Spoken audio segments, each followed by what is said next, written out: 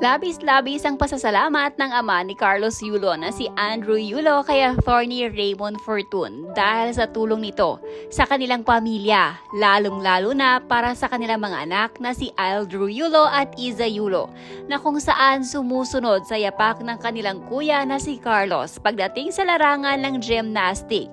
Sa binahaging post ni Attorney Fortun sa social media nito ay nakipagkita ito kay Daddy Andrew, kasama ang kurso classmate ni Attorney Fortun. Mukhang napag-usapan sa kanilang dinner ang mga anak ni Daddy Andrew, lalo na si Carlos Yulo na kung saan ay magpasahanggang ngayon umano hindi pa din nakikipagkita kay Daddy Andrew. Ilang araw matapos na sabihin ni Carlos sa kanilang ama sa pamamagitan ng social media na magkikita sila. Guest of Honor Mark Andrew Yulo with my kurso classmates. We are honored by your presence. You rock, Daddy Dudes. No holds barred. Blow by blow. Langya, nauna pa kayo sa mga marites na nakaalam. Buti naman at pumirma kayo ng NDA. Quotable quote, mabait na bata naman niyang si Kaloy.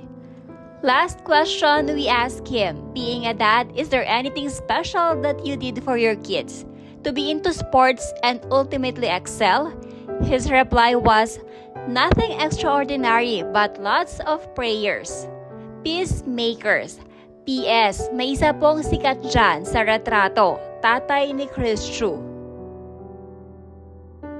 Sa post na ito ni Attorney Fortun, makikita ang komento ni Daddy Andrew na nagpapasalamat kay Attorney.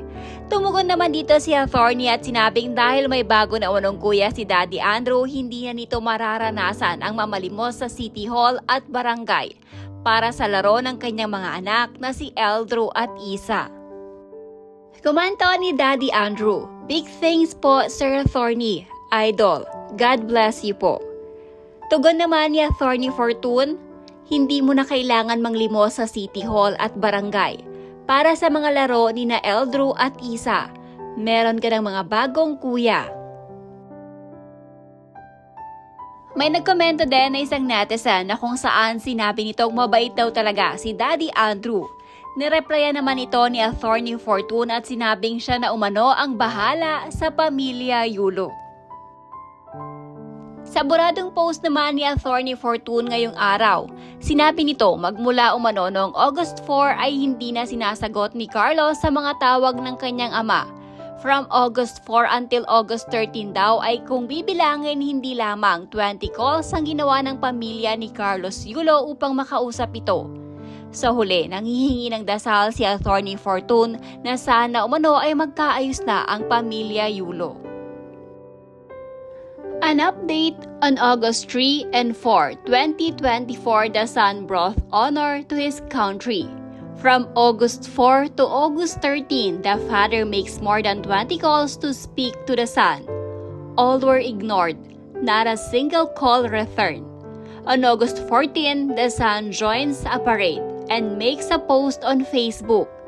Kita kits, he says to his dad. After 4 days, no reunion, not even a single phone call or text to any member of his family as of 10 p.m. of August 18. To all those who can read this, let us pray that the Holy Spirit descend upon this concern, that the family be made whole again. To the netizens who have become judgmental for the wrong reasons, let us be instrument of peace.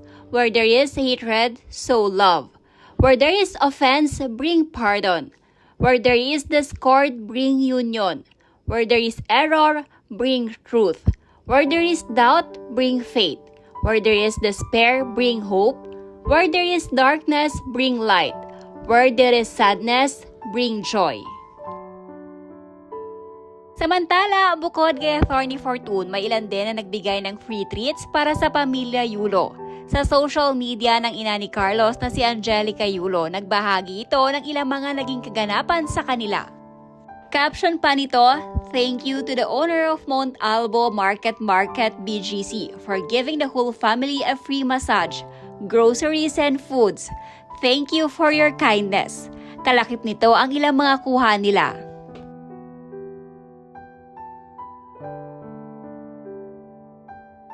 Komento naman ng malalapit sa pamilya Yulo ay deserve umano nila ang natatanggap nila na blessing sa mga tao, lalong-lalo na umano kay Angelica Yulo.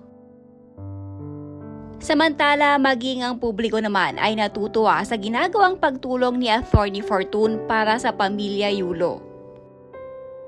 Thank you Atty. Raymond Fortune for helping the Yulo family. A great comfort for the family in spite of what Carlos Yulo did to their grandparents and parents. Kawawa ang batang iyan. Hawak sa leeg ng manipulator girlfriend pa lang.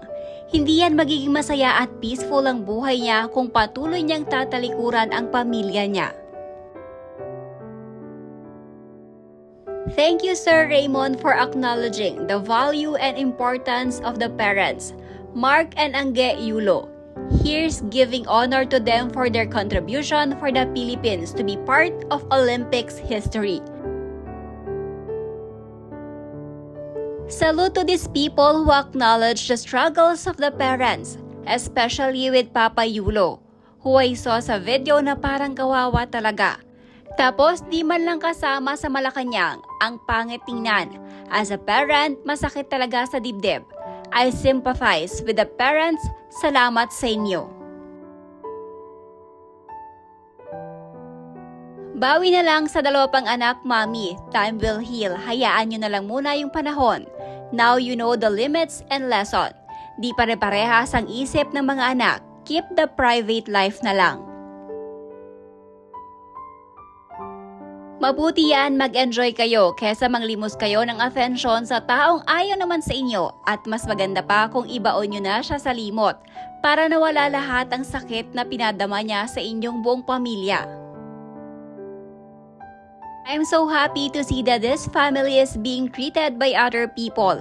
Pangtanggal stress sa anak na ewan, naka-gold sa pagiging ewan.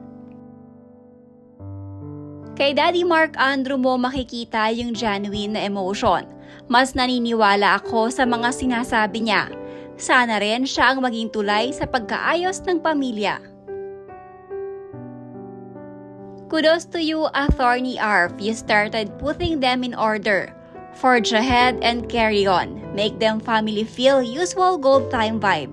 Yung samahang di pa sikat at ala pang limpak na gantimpala. All the best, Atty.